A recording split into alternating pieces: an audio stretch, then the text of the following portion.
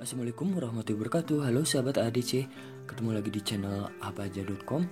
Kali ini saya akan bahas perkembangan terakhir di bulan April ini perkara edisi cash ya teman-teman. Apakah sudah ada keputusan bandingnya? Nah, kita cek bareng-bareng di sini. Saya ucapkan banyak terima kasih yang udah bantu support channel ini. Bagi yang belum, silahkan bergabung dan terus pantau video-video yang lainnya, update yang lainnya hanya di channel apaja.com. Nah, ini saya udah masuk ke situs Pengadilan Negeri Bekasi ya teman-teman. Kita cek bareng-bareng. Selama proses banding ternyata saya cek di sini ada perkara baru. Klasifikasi perkaranya itu wan prestasi ya. Penuntutannya yaitu pengembalian dana para member edisi cash yang dirugikan. Nah, di sini saya cek ternyata ada 3. Nah, di video sebelumnya teman-teman bisa cek juga video update edisi cash di bulan Maret. Di video sebelumnya udah ada. Nah, kita tarik ke bawah. Ternyata di sini ada 3 perkara baru dan penggugat yang baru. Kalau saya perhatikan tambah banyak ya penggugat baru ini. Yaitu kita cek di sini pendaftarannya tanggal 9 Desember 21. Perkaranya ini wan prestasi persidangan baru. Kita klik ini detail. Nah, ini nama-nama penggugatnya. Tergugatnya Pak AY, terus PT CPS, PT Cahaya Mulia. Status perkaranya persidangan. Nah, ini data umumnya didaftarkan di persidangan 9 Desember 21. Nama penggugatnya ini ada 49. Kuasa hukumnya Egy Bastian masih sama. Dari 49 orang ini semuanya Egy Bastian. Nah, ini tuntutannya ini bisa baca teman-teman ya. Kita tarik lagi ke atas.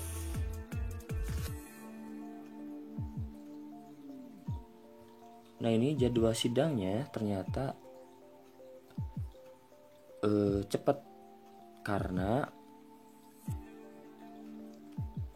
biasanya setahu saya kalau para tergugat tidak hadir dan terus-menerus tidak hadir, ini sidang cepat beres teman-teman. Di sini bisa lihat aja di sini tanggal 6 April Rabu besok udah pembacaan putusan jam 10. Bagi teman-teman yang mau hadir silahkan hadir di sana di PN Bekasi.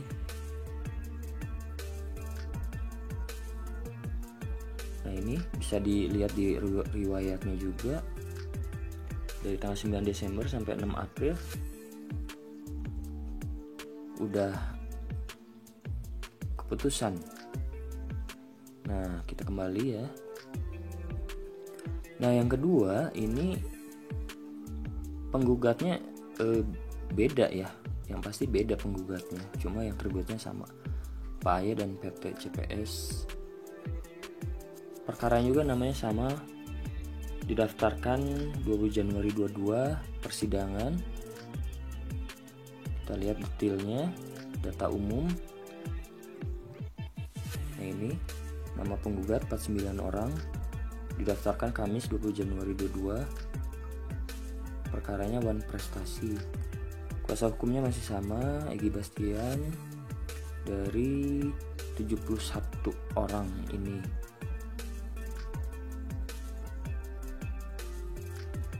Cuma di sini kuasa hukum tergugatnya kosong ya. Nah, ini tuntutannya. Jadi garis besarnya menuntut kerugian material, imaterial, pengembalian dana dan lain-lain. Kita lihat jadwal sidangnya.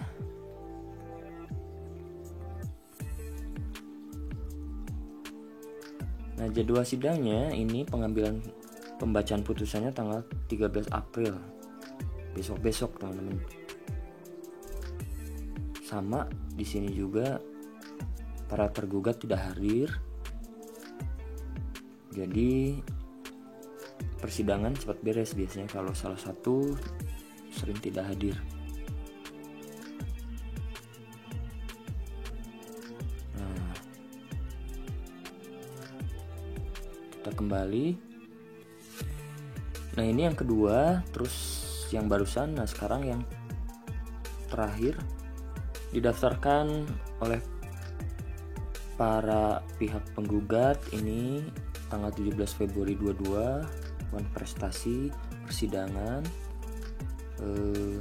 tergugatnya sama, cek detil, kita cek lihat data umum.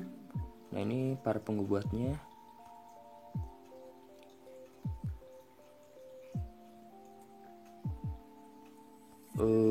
Ada 69. Kuasa hukumnya masih sama, ini tuntutannya pengembalian kerugian material dan imaterial. Jadwal sidangnya sama, tanggal 13 April pembacaan langsung putusan di ruang sidang Tirta 2 jam 9. Saya mulai dari Eko Darmanto ya. Jadi sudah ada putusan banding ternyata, teman-teman. Ini data umumnya. Jadi banding, kita lihat banding. Nah, di sini bisa dilihat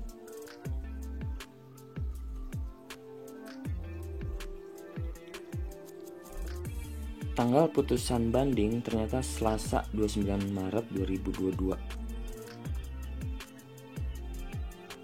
Nah, di sini bisa dibaca mengadili, lalu menyatakan terdakwa Eko Darmanto telah terbukti bersalah melakukan tindak pidana menerapkan sistem skema piramida dan dijatuhkan pidana 4 tahun selama 4 tahun dan denda 3 miliar. Apabila denda tersebut tidak dibayar, diganti dengan kurungan 3 bulan. Nah, ini untuk Eko Darmanto. Kita geser ke atas. Jadi dibandingkan keputusan yang sebelumnya itu lebih berat. Nah, ini 2 tahun 3 miliar. Hasilnya banding lebih berat ya. Saya baca di sini. Nah, ini riwayat perkaranya. Udah putusan banding. Nah, sekarang ke yang lainnya bentar. Nah, selanjutnya perkara terdakwa Jati Baju Aji di putusan sebelumnya 4 tahun 5 miliar, dendanya 5 miliar. Nah, bandingnya, hasil dari bandingnya, putusan bandingnya malah lebih berat. Kita lihat bareng di sini. Sudah keluar tanggal 30 Maret. Nah, ini hasilnya sama, menyatakan bersalah melakukan tindak pidana skema piramida. Lalu dijatuhkan pidana 8 tahun, denda 5 miliar.